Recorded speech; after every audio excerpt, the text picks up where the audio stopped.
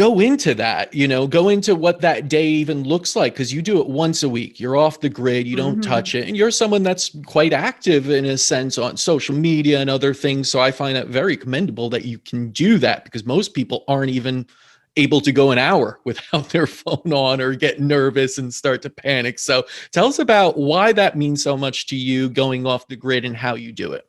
All right. Well, usually on my days where I will do off grid, I'll either do like sometimes on like the weekend or a weekday, depending on what my schedule looks like. I'll maybe have a couple calls that morning and then I'll go pick up my girlfriend. My husband doesn't like to do the off grid stuff with me. So that's more like a girlfriend kind of thing. Okay. And I got my kit, I got all my safety gear, I got my bear spray and like a sealed PVC pipe because it can't explode. I have all my safety gear, so extra tools, extra fluids, fuses, tow strap, all sorts of things. Because when you're out there, if you get stuck, you got to get yourself out of there, Yep. or you can help other people as well, which is great. So then I'll, drive, I'll have my food with me. I'll usually go to the grocery store and like make my own stuff instead of getting like takeout on the way. So like high protein, I'll take a ton of water with me. I will actually drink water that I find out there. And, I've survived so far. And that's okay. But it's just, phones on airplane mode. Because apparently on airplane mode is better than actually off. Your phone is still sending signals off. I don't have any Bluetooth in my ride. It's a completely analog, or sorry, it's an analog vehicle. So there's no sending and receiving, heated seats, stuff like that, nothing like that. So that's really important. Like when you're wanting to do it right, you do want to do it in an analog vehicle if you can. I'll make sure the person who's with me has their phone on airplane mode as well, because that's important. And then you just kind of taking in the drive. You're just looking at the scenery, the sunshine. Oh, is that a spot I want to check out? Sweet, let's go check out that road. And you put your four low or four high on, and then you can get up, do some rock crawling, which is pretty cool, and get to the spots where not a lot of other people are.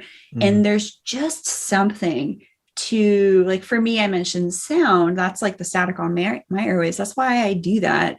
Is it just allows my nervous system to just take a holiday. So we're out of that sympathetic state. We're getting more into that parasympathetic state, out of that high beta, more into delta theta gamma, right? But you're always kind of on beta alert because bears, cougars, things like that. It definitely happens. But it's neat just to take that time for yourself. Like, you deserve it. And if you want to do it with your partner, with your family, awesome. Just make sure you're doing it safely and with the right preparatory things so that you're not putting yourself or others at risk. And then I sleep so good, and I track it with my Aura Ring. When I get my off-grid days, it's like, I get crowns on my sleep and readiness score the next day. I was going to say, I don't do the one time a week like you. I do it, periodically when I feel I need it. But what I try and do is always do 1 to 2 trips. Well, at least before the pandemic, where it's off the grid trips. Right. I did a 9-day trek in Jordan from Dana to Petra. And it's like, there's no service there. You're hiking in 100-degree weather in the middle of nowhere, just Bedouins around. And it is amazing. You sleep so well. I mean, you're tired, but under, the stars and just beautiful scenery, and you take it in and you don't care about your phone. And that's what people don't realize. The body and you adapt very quickly. You think you'll be, oh, what about, what if it's an emergency?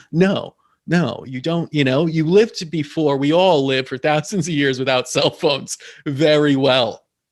And what you realize when you do these off the grids is that you feel more connected, and you just feel, I think, overall, just happier, healthier, even sleep better, zened out.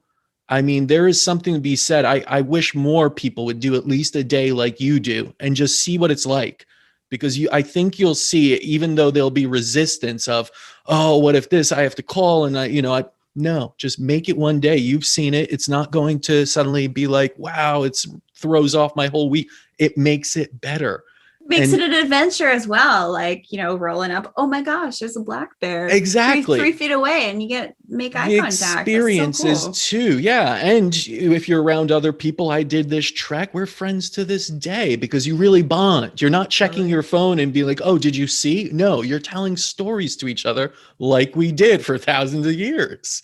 And so I really do think that is almost what is most important to health, is getting back to that, getting in touch with yourself, getting in touch with nature, cutting off these kind of things that again are throwing us off, getting us into stressful situations, and really we think we're connected, but I think we're disconnected because of it.